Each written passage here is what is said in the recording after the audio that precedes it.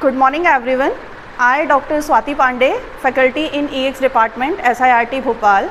In my today's class, I want to introduce you with the one topic of basic electrical and electronics engineering. The subject name, as you can see on a board, that is basic electrical and electronics engineering, and the code of subject is BT104. So let's start with this. As you see on a board कि basic electrical and electronics engineering है क्या। Firstly अगर हम किसी चीज़ को पढ़ने जा रहे हैं तो हमें वो हम क्यों पढ़ रहे हैं और उसका काम क्या है और उस सब्जेक्ट को हमने क्यों इंजीनियरिंग में इंट्रोड्यूस किया, ये हमें पता होना चाहिए। तो जैसे कि हम बात करें कि यहाँ पर आप देख रहे हैं, it is the combination of electrical and electronics. Electrical and electronics means कि आपके इसमें दो टर्म आ रहे हैं। अब any one of you is know that about what is electrical and what is electronics। किसी को पता है कि इलेक्ट्रिकल एंड इलेक्ट्रॉनिक्स इंजीनियरिंग क्या होता है? तो मैं आपको बता दूं कि यहाँ पर ये जो दो वर्ड आ रहे हैं, बेसिकली जो इलेक्ट्रॉनिक्स में जो डिवाइसेस आती हैं, these are the low power rating device. जैसे कि आपने देखा होगा बहुत सी डिवाइसेस पे आपने देखा होगा 10 वोल्ट, 15 वोल्ट, 20 वोल्ट, जो इस पावर रेटिंग तक की आपकी डिवाइसेस रहती हैं, वो सारी कहाँ पर आती हैं? आपकी इलेक्ट्रॉनिक्स के अंदर। और इलेक्ट्रिकल के अंदर आपकी हाई पावर रेटिंग डिवाइसेस आती हैं, जैसे कि आपकी 230 वोल्ट से स्टार्ट होके और 440 वोल्ट और 132 kV, 432 kV, इस टाइप्स की आपकी जो आती हैं, ये सारी आपकी हाई पावर रेटिंग में आती हैं, जिन्हें हम बोलते हैं इलेक्ट्रिकल। तो अब मेरा क्वेश्चन ये आता है, क्या कोई भी चीज़ अकेले इलेक्ट्रिकल या अकेले इलेक्ट्रॉनिक्स से पॉसिबल है? इलेक्ट्रॉनिक्स के अंदर कौन कौन सी डिवाइसेस आ गई आपकी? जैसे कि आपका रेक्टिफायर आ गया, डायोड आ गया, ट्रांजिस्टर आ गया, ब्रेडबोर्ड्स आ गए, ये सारी चीज़ें आपकी आ गई। तो अब मैं आपसे जानना चाहती हूँ कि क्या कोई भी चीज़ आपकी अकेले इलेक्ट्रिकल या अकेले इलेक्ट्रॉनिक्स से पॉसिबल है? तो आंसर इज़ नो, बिकॉज आपके घर में भी जितने अप्लाइंसेस आपके लगे हुए हैं, वो सारे अप्लाइंसेस में आप देख सकते हैं कि ना तो वो अकेले इलेक्ट्रिकल डिवाइसेस पे वर्क कर रहा है, ना अकेले इलेक्ट्रॉनिक्स पे वर्क कर रहा है। इवन आप कभी मार्केट में भी जाते हैं, आपके फ़ैन की मोटर ख़राब हो गई या कुछ और इंस्ट्रूमेंट आपका ख़राब हो गया, उसे आप रिपेयर कराने जा रहे हैं, तो आपने उस दुकान के नाम पे भी देखा होगा कि उस दुकान का नाम जैसे JK electrical and electronics, MA electrical and electronics, इस टाइप का ज़्यादातर आपको नाम वहाँ पर देखने को मिलेगा, because it is the combination of electrical and electronics. अब हम इसको पढ़ क्यों रहे हैं? आप बोलोगे कि हमारी ब्रांच CS है, हमारी AIML है, हमारी साइबर सिक्योरिटी है, मैकेनिकल है, सिविल है, तो हम इलेक्ट्रिकल पढ़ें क्यों? इलेक्ट्रिकल आपको पढ़ना इसलिए है कि जैसे कि आप देख पा रहे हैं, पहली बात तो ये बेसिक टर्म है, और आज की डेट में चाहे आप किसी भी ब्रांच में चले जाएं, कोई भी आपकी चीज़ ना तो अकेले मतलब कुछ बिना इलेक्ट्रिसिटी के वो काम करती ही नहीं है। आपके घर में जितने भी डिवाइसेस हैं, आपके आसपास आप जो भी चीज़ें देख रहे हैं, सभी के लिए आपको इलेक्ट्रिकल की रिक्वायरमेंट है। तो इसलिए आपको बेसिक्स तो एटलीस्ट उसका पता होना चाहिए। जैसे कि आप कंप्यूटर साइंस के हैं, आप कंप्यूटर को ऑपरेट कर रहे हैं, मान लीजिए कंप्यूटर में कुछ ख़राब हो गया या आपको उसके पूरे कनेक्शन करके उसे सप्लाई दे के चालू करना है, तो अब वो सारी चीज़ें आपको पता होना चाहिए कि किस तरीके से सारे कनेक्शंस होते हैं और कहाँ कहाँ पर हम उसका ऑपरेट कर पाएंगे। तो इसलिए आपको बेसिक इलेक्ट्रिकल एंड इलेक्ट्रॉनिक्स की नॉलेज होना बहुत ज़रूरी है। तो अब उसके बाद जब हमने बात किया यहाँ पर इलेक्ट्रिकल एंड इलेक्ट्रॉनिक्स, अब उसके बाद डेली लाइफ में आपने बहुत सारे ऐसे वर्ड सुने हुए होंगे, जैसे कि आपका इतना वोल्टेज आ गया, आज हमारे घर में इतना करंट आ गया, आज इतना फ्लक्चुएशन हो गया, आज इतना डिस्ट्रीब्यूशन हो गया, इतना पावर जनरेशन हो गया। ये न्यूज़पेपर में भी आप सारे वर्ड्स पढ़ते हैं और आपने देखे भी हैं। तो मैं उन्हीं बेसिक टर्म्स के बारे में सबसे पहले आपको बताने जा रही हूँ। जैसे कि फर्स्ट टर्म आपका आता है यहाँ पर वोल्टेज, दूसरा टर्म आपका आता है करंट। अब इसके पहले भी अगर मैं आपको एक चीज़ और बताऊं तो ये होता है आपका रेटिंग, कि आपने नाम सुना होगा कि सिंगल फेस रेटिंग क्या होती है और 3 फेस रेटिंग क्या होती है। तो जो आपकी सिंगल फेस रेटिंग होती है, rating it means it is the combination of voltage and current. So यहाँ पर आप देख पाएंगे कि आपका जो सिंगल फेस का वोल्टेज होता है वो होता है 230 वोल्ट और इसकी जो फ्रिक्वेंसी होती है वो होती है 50 hertz. Okay, so that is called your single phase rating. Now अगर हम बोलें कि 3 फेस रेटिंग क्या है, 3 फेस रेटिंग, क्योंकि बच्चों जब स्टार्टिंग में है तो आपको ये भी चीज़ें पता नहीं रहती हैं, तो मैं वही बताना चाह रही हूँ। तो 3 फेस रेटिंग क्या होती है आपकी? 440 वोल्ट और 50 हर्ट्ज़। ये बेसिक टर्म है जो आपको पता होना चाहिए कि सिंगल फेस रेटिंग क्या है और 3 फेस रेटिंग क्या है। हमने पूरा पढ़ लिया, पूरा सब्जेक्ट पढ़ के पास कर लिया, लेकिन किसी ने हमसे पूछा रेटिंग बताइए, then our answer is no. So firstly आपको ये बेसिक सबसे पहली चीज़ है इस सब्जेक्ट को स्टार्ट करने से पहले कि आपको रेटिंग्स के बारे में पता हो, तो ये आपकी रेटिंग्स हो गई। अब हम स्टार्ट कर रहे हैं वोल्टेज और करंट, क्योंकि ये शब्द हम डेली बोलते हैं अपनी लाइफ में, तो वो आ गया आपका कि इतना वोल्टेज और इतना करंट। अगर मैं वोल्टेज की बात करूं तो अभी आप लोग पहले फिजिक्स में पढ़ के आए होंगे, एक एटम होता है, एटम में आपके 3 कॉम्बिनेशन होते हैं, इलेक्ट्रॉन, प्रोटॉन और न्यूट्रॉन। तो जो इलेक्ट्रॉन, प्रोटॉन और न्यूट्रॉन है तो उसके चार्जेस भी आपको पता है कि इलेक्ट्रॉन पे नेगेटिव चार्ज होता है, प्रोटॉन पे पॉजिटिव चार्ज होता है और न्यूट्रॉन पे नो चार्ज, उस पर कोई चार्ज नहीं होता। तो ये वोल्टेज और करंट है, basically it is the flow of electrons in a path. तो अगर हम वोल्टेज को डिफ़ाइन करें तो वोल्टेज आपका क्या होता है, आपका AC वोल्टेज भी हो सकता है और DC वोल्टेज भी हो सकता है। तो जो इलेक्ट्रॉन्स हैं किसी पाथ के अंदर फ्लो कर रहे हैं तो उसको आप जो फ्लो कराने के लिए उसके ऊपर जो फोर्स लगता है, इलेक्ट्रॉन अपनी मर्जी से तो फ्लो होगा नहीं एक जगह से दूसरी जगह, वो कब फ्लो होगा, जब उसके ऊपर कोई फोर्स लगेगा। तो वो जो फोर्स लग रहा है that is called the voltage. जैसे कि अगर मैं आपको प्रैक्टिकल एग्जांपल देके बताऊं कि आप क्लास में सारे स्टूडेंट्स बैठे हुए हैं यहाँ पर, अब आपकी मर्ज़ी थी कि मैं अपने दोस्त के साथ बैठूं, लेकिन आप वहाँ ना बैठते हुए आपके दोस्त ने आपको आवाज़ दी कि आ जाओ ना, यहाँ आके बैठते हैं हम पीछे। तो ये क्या हुआ कि उसने आपके ऊपर फोर्स लगाया और आप अपनी जगह से दूसरी जगह पे जो मूव हुए that is called the voltage. कि आप एक इलेक्ट्रॉन थे और आप इलेक्ट्रॉन होके एक जगह से दूसरी जगह पे मूव हुए और पूरे सर्किट के अंदर जो घूमे आप, that is called the voltage. अब अगर हम बात करें किसके लिए, करंट के लिए, तो जो करंट होता है वो करंट क्या होता है आपका, basically the flow of electrons in A close loop. जैसे कि आप मान लीजिए 2 मिनट के लिए आप एज्यूम कर लीजिए कि क्लास में जितने लोग बैठे हैं आप सब क्या हैं, इलेक्ट्रॉन्स हैं। अब करंट क्या आपके बैठे रहने से फ्लो हो गया कि आप बस आए हैं अपनी एक जगह पर, सारे इलेक्ट्रॉन इकट्ठे हो गए, तो क्या करंट आपका फ्लो हो गया? नहीं हुआ करंट आपका फ्लो। करंट कब फ्लो होगा? जब आपका ये डोर जो है क्लास का वो क्लोज है, बस इस क्लास के ही अंदर आप एक जगह से दूसरी जगह पर जो मूव कर रहे हैं that is called the current. कि आपके HOD सर आपके गेट के बाहर खड़े हुए हैं और आप वहाँ से बाहर ही नहीं जा पा रहे हैं, बस क्लास के अंदर ही अंदर मूवमेंट कर रहे हैं, that is called the current. और जो करंट की रेटिंग होती है वो होती है आपकी एम्पियर, और जो वोल्टेज की रेटिंग होती है, यूनिट होती है, वो होती है आपकी वोल्ट। करंट को हम मेज़र करते हैं एम्पियर में और इसको हम मेज़र करते हैं वोल्ट में। इसको मेज़र करने के लिए हम वोल्ट मीटर का यूज़ करते हैं और इसको मेज़र करने के लिए हम एम्पियर मीटर का यूज़ करते हैं। वोल्ट मीटर को हम सर्किट में पैरेलल में लगाते हैं, एम्पियर मीटर को हम सर्किट में सीरीज़ में लगाते हैं। तो ये तो हुआ आपका पूरा बेसिक इंट्रोडक्शन किस चीज़ का, कि आपका बेसिक इलेक्ट्रिकल एंड इलेक्ट्रॉनिक्स है क्या। अब इसके अंदर जो आपकी यूनिट्स आएंगी वो यूनिट्स आपकी 5 यूनिट हैं। फर्स्ट यूनिट है आपका DC सर्किट, सेकंड यूनिट है आपका AC सर्किट, थर्ड यूनिट है magnetic circuit and transformer, fourth है आपका इलेक्ट्रिकल मशीन और फिफ्थ है आपका डिजिटल इलेक्ट्रॉनिक्स। उसके अलावा इस सब्जेक्ट के जो टोटल मार्क्स हैं आपके वो हैं 150 मार्क्स, जिसमें से 100 मार्क्स का आपका थ्योरी है और 50 मार्क्स आपके प्रैक्टिकल के लिए हैं। तो जो थ्योरी वाले मार्क्स हैं 100, वो 70 मार्क्स आपको RGPV एग्ज़ाम के थ्रू मिलते हैं और 30 आपको कॉलेज के थ्रू मिलते हैं। सेम ऐसे ही 50 मार्क्स में 30 मार्क्स आपको एक्सटर्नल वाइवा जो आप देंगे उससे मिलेंगे और 20 मार्क्स आप जो लैब अटेंड करते हैं उसका लैब वर्क होता है, उसके लिए ये आपके डिफाइंड है। ओके, नाउ DC सर्किट में आप क्या क्या पढ़ेंगे? DC सर्किट में आप पढ़ेंगे आपकी बेसिक टर्म्स, जैसे अभी मैंने बताए, voltage, current, resistance, inductance, capacitance, independent source, ये सारी आप बेसिक डेफिनेशंस इनकी पढ़ेंगे। और इसमें आपके 2 लॉ आते हैं जो आप पहले फिजिक्स में भी पढ़ चुके हैं, Kirchhoff current law and Kirchhoff voltage law. उसके अलावा यहाँ पर आप 2 थ्योरम्स और पढ़ेंगे, वो हैं आपकी Thevenin theorem and superposition theorem, and last topic is your star delta conversion. इतना आपको फर्स्ट यूनिट में पढ़ना है।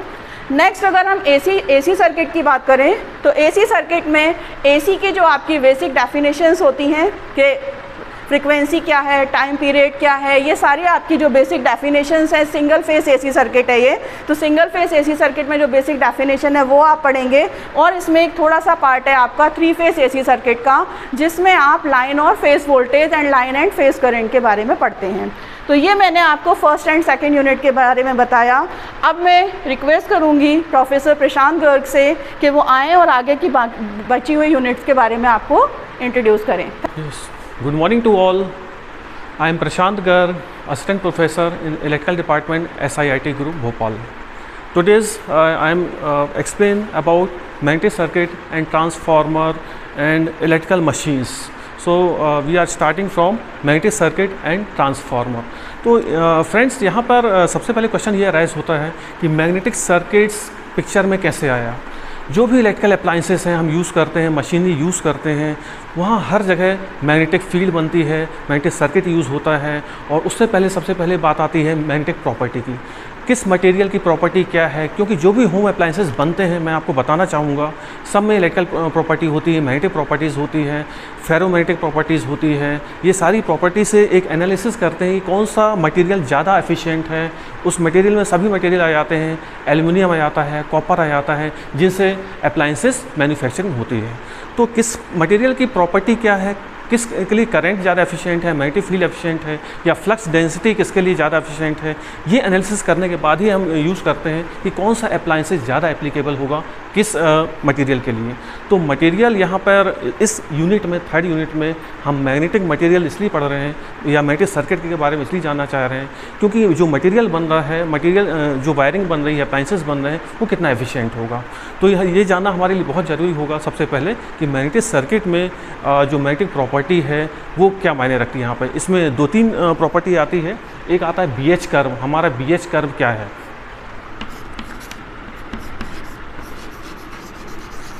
किसी भी मटेरियल के लिए अप्लाइंसेस के मैन्युफैक्चरिंग के पहले ये एनालिसिस करते हैं किसका BH कर्व किस मटेरियल के लिए बहुत अच्छा होगा। यहाँ पर B stands for flux density and H stands for magnetic intensity।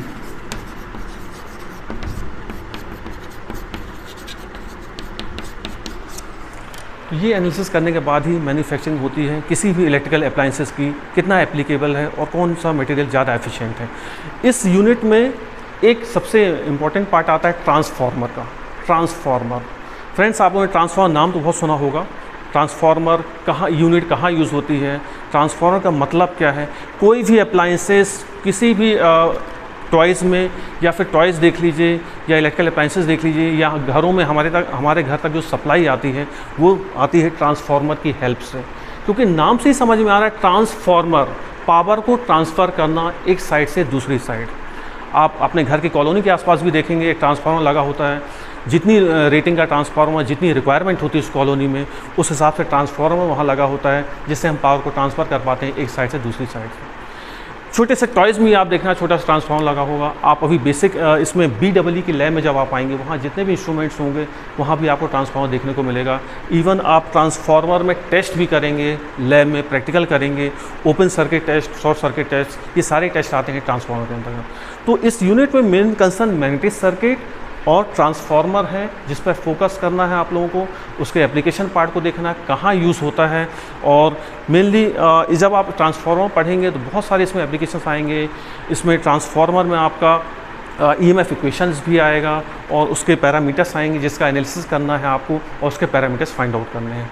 तो इस यूनिट में मैग्नेटिक सर्किट, ट्रांसफार्मर, उसकी एप्लीकेशंस, ट्रांसफार्मर में भी आ जाएगा आपका दो पार्ट, मैक्सिमम एफिशिएंसी और short circuit test. Maximum efficiency transformer work करता है, एफिशिएंसी क्या है ट्रांसफार्मर की, कितना एफिशिएंट ट्रांसफार्मर है, ये सब पार्ट एप्लीकेबल होता है आपके इस थर्ड यूनिट में। नेक्स्ट आता है इलेक्ट्रिकल मशीन्स। इलेक्ट्रिकल मशीन्स में किसी भी इंडस्ट्री एप्लीकेशंस में देख लीजिए, आपके घर में देख लीजिए, इलेक्ट्रिकल मशीन्स के बिना कोई भी अप्लाइंसेस या कोई वर्क नहीं कर रहा। मशीन जहाँ भी आ जाता है मतलब रोटेटिंग डिवाइस, जहाँ भी मूविंग डिवाइस है वो आपका रोटेटिंग डिवाइस है इलेक्ट्रिकल मशीन। आप घर में देख लीजिए, सुबह उठते ही आप गीज़र ऑन करते हैं या फ्रिज ऑन करते हैं, AC चालू करते हैं, सब में आपने देखा होगा मशीन्स एप्लीकेबल है। तो इलेक्ट्रिकल मशीन्स में जहाँ भी रोटेटिंग पार्ट आएगा वो इलेक्ट्रिकल मशीन्स होता है आपका। मशीन्स के टर्म्स में आप इसमें बहुत सारी टर्मिनोलॉजी पढ़ेंगे, बेसिक प्रिंसिपल पढ़ेंगे, DC मशीन का कंस्ट्रक्शनल फीचर्स पढ़ेंगे, उसमें इसमें आप Fleming right hand rule, Fleming left hand rule, ये आप लोगों ने 11th-12th में पढ़ा होगा, इसको फिर से आप एप्लीकेशन पार्ट में इलेक्ट्रिकल मशीन्स में पढ़ेंगे। तो इलेक्ट्रिकल मशीन्स में यहाँ पे आप लोगों को पढ़ना है डीसी मशीन, डीसी जनरेटर, इसमें इसके 3 पार्ट्स आ जाते हैं, एक सेपरेटली एक्साइटेड मशीन और आपका सेल्फ मशीन।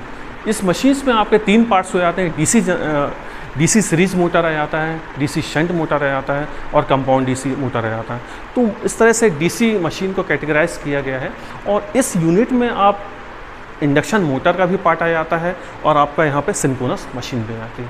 इंडक्शन मोटर जैसे कि आप जानते हैं सिंगल फेस और 3 फेस इंडक्शन मोटर में कैटेगराइज किया गया है। सिंगल फेस इंडक्शन मोटर आपके घर में अप्लाइंसेस हैं वहाँ सब जगह single phase induction motor use होता है, इवन आपके जो फ्रीज़र है उसमें भी यूज़ होता है और आपके यहाँ जो सिंगल सीलिंग फ़ैन है वहाँ भी आपको देखने को मिलेगा application part single phase induction motor का। इंडस्ट्रियल एप्लीकेशंस हैं, मशीन्स के बिना कोई भी इंडस्ट्रियल एप्लीकेशन वर्कआउट नहीं हो सकता, परफॉर्म नहीं हो सकता है, वहाँ वो सारे पार्ट आ जाएंगे आपके इलेक्ट्रिकल मशीन्स के। इसमें इलेक्ट्रिकल मशीन्स इस यूनिट में मेनली आप इसके बेसिक प्रिंसिपल्स को पढ़ेंगे, समझेंगे, उसका डेरिवेशन पार्ट देखेंगे, फार्मूला ड्राइव करेंगे और इसमें बेसिक प्रिंसिपल के बाद उसमें न्यूमेरिकल प्रॉब्लम्स पर जाएंगे, इस तरह से पूरे कॉन्सेप्ट को समझेंगे। ये भी कैटेगराइज किया गया सिंगल फेस और 3 फेस में, उसका अलग अलग स्पेसिफिकेशंस हैं जहाँ इनके एप्लीकेशन पार्ट डिफरेंट टाइप्स हैं। So this is for 3rd unit and 4th unit. Rest of part 5th unit digital electronics will be discussed by professor Deven Tiwari sir. Good morning everyone. I am Devin Tiwari, Assistant Professor in Electrical and Electronics Department, SIRT College, Sage Group. Today we are here to discuss the basics of our syllabus BT 104, that is Basic Electronics and Electronics Engineering. So friends, it is comprising of 5 units, unit number 1, 2, 3, 4 and 5. Already 1 to 4 have been discussed by my fellow. Now I am going to discuss unit number 5, which is Digital Electronics. सबसे पहले मैं आपको बता दूं, जैसे आप देख पा रहे हैं सब्जेक्ट का नाम है हमारा basic electrical and electronics. So starting की हमारी यूनिट्स जो 1st से 4 हैं वो कंसर्न किससे करेंगे, इलेक्ट्रिकल से। नाउ इलेक्ट्रॉनिक्स पार्ट जो आएगा हमारा वो लास्ट यूनिट में दिया हुआ है, जो कि हमने जनरली सिलेबस में है डिजिटल इलेक्ट्रॉनिक्स। तो सबसे पहले हमको ये समझना होगा what is this digital electronics. So digital means electronics which will concern with digits, that means 0 and 1 form. So in this unit we will first discuss regarding number system. So number system will be of 4 types: binary number system, then octal number system, decimal number system and hexadecimal number system. तो इन जो 4 system के मैंने आपको नाम बताए हैं, इनका differentiate यदि करते हैं या कैटेगराइज करते हैं तो उनके बेस के ऊपर डिपेंड करता है। जैसे हम यदि बात कर रहे हैं कि हमारा नंबर सिस्टम बाइनरी है तो उसका बेस आपका 2 होगा, ऑक्टल होगा तो बेस उसका 8 होगा, देन डेसिमल का बेस 10 रहेगा और हेक्साडेसिमल का आपका बेस 16 रहेगा। तो हम यहाँ पर different type of number system की स्टडी करेंगे, फिर उनका एक से दूसरे में कन्वर्जन को भी समझेंगे, how can we convert from one system to another system. अब इसका इंपॉर्टेंस क्या है, सबसे इंपॉर्टेंट बात, हम नंबर सिस्टम क्यों पढ़ना चाहते हैं। हम जानते हैं कि एक सब्जेक्ट से ही दूसरा सब्जेक्ट का आगे आता है, सिलेबस बढ़ता है। जैसे इलेक्ट्रिकल से आपका इलेक्ट्रॉनिक्स आया है तो इलेक्ट्रॉनिक्स को इस प्रिंसिपल्स को यूज़ करते हुए ही हम कहाँ पहुँचे हैं, कंप्यूटर का एवोल्यूशन हुआ है। तो कंप्यूटर के एवोल्यूशन के अंदर हम जो डील करते हैं वो जनरली हम नंबर सिस्टम से ही करते हैं। जो हमारी जो डिजिटल, जो मैं आपसे लॉजिक बात कर रहा हूँ 0 1, उसी की भाषा हमारा कंप्यूटर समझता है। इसलिए हम इसमें इंटरेस्टेड हैं कि हम क्यों नंबर सिस्टम पढ़ना चाहते हैं। नंबर सिस्टम के बाद हम आगे आते हैं तो उसी से जुड़ा हुआ है लॉजिक गेट्स। लॉजिक गेट्स भी आपके 6 टाइप्स के होते हैं, जिसके अंदर हम बात करेंगे एंड गेट है, और गेट है, नैंड गेट है, नॉर गेट है, एक्सऑर गेट है और एक्स नॉर गेट है। तो ये different types of gate system है, जिसके अंदर एक्चुअली कोई भी सिस्टम होगा तो उसके 2 पार्ट होते हैं, अच्छे से जानते हैं आप। एक हमारा इनपुट साइड होता है, दूसरा हमारा होता है आउटपुट साइड। बीच में जो यूनिट होती है वो होती है हमारी प्रोसेसिंग डिवाइस। तो उस प्रोसेसिंग डिवाइस के हिसाब से हमको आउटपुट मिलता है। तो ऐसे ही लॉजिक गेट के केस में होता है, जनरली हम इनपुट वहाँ पर 2 प्रोवाइड करते हैं, 2 inputs are given and we will get the output at the output side. तो हम लॉजिक गेट्स मतलब लॉजिक डेवलप करते हैं, लॉजिक डेवलप करके हम different devices, different combination circuit, उनके अंदर उसको हम अप्लाई करते हैं। लॉजिक गेट के बाद उससे जुड़ा हुआ है half adder and full adder. जो भी हम डील करेंगे सभी इलेक्ट्रॉनिक्स मोड रहेगा इसके अंदर। तो हाफ एडर सर्किट और फुल एडर सर्किट हम बात कर रहे हैं, ये दोनों सर्किट लॉजिक गेट से मिलकर बनते हैं। तो एक सर्किट से दूसरा एक टॉपिक से दूसरा टॉपिक हमारा जुड़ा हुआ है, स्टेप बाय स्टेप हम आगे बढ़ते जा रहे हैं। तो लॉजिक गेट का हम यूज़ करके आगे कहाँ जाएंगे, हाफ एडर सर्किट पर, फुल एडर सर्किट पर। वहाँ पर हम एंड गेट, एक्सऑर गेट, इनके कॉम्बिनेशन को यूज़ करके हाफ एडर बनाते हैं, ऐसे ही हम फुल एडर सर्किट बनाते हैं। डिफरेंस इतना आता है, हाफ एडर के अंदर भी हम इनपुट 2 प्रोवाइड करेंगे, एक हमको आउटपुट मिलेगा, सम मिलेगा और कैरी जनरेट होगी। फुल एडर में हम इनपुट 3 लेते हैं, 3 इनपुट देते हैं वहाँ पर हम। तो ये हमारा डिफरेंशिएशन, इसका डिफरेंशिएट कर दिया हमने, हाफ एडर कैसा है हमारा, फुल एडर सर्किट है। इसके बाद सबसे इंपॉर्टेंट चीज़ जो इसके अंदर रहती है वो हमारी है सेमीकंडक्टर डिवाइसेस। आपने 11th-12th लेवल पे सेमीकंडक्टर के बारे में कुछ पढ़ा हुआ है, उसी को आगे हम एक्सटेंड करेंगे यहाँ पर, एक बार उसको रिव्यू भी करेंगे जब क्लास में आप आएंगे। तो सेमीकंडक्टर डिवाइस की हम बात करते हैं, सबसे इंपॉर्टेंट उसके अंदर आप देखते हैं पी टाइप और एन टाइप मटेरियल को लेके हम सेमीकंडक्टर को बनाते हैं। आप जानते हैं अच्छे से, होल्स और इलेक्ट्रॉन्स का रिकम्बिनेशन करते हैं, उससे हम आगे बढ़ते हैं। तो पी टाइप डिवाइस या एन टाइप डिवाइस को हम बनाते हैं पी एन जंक्शन डायोड।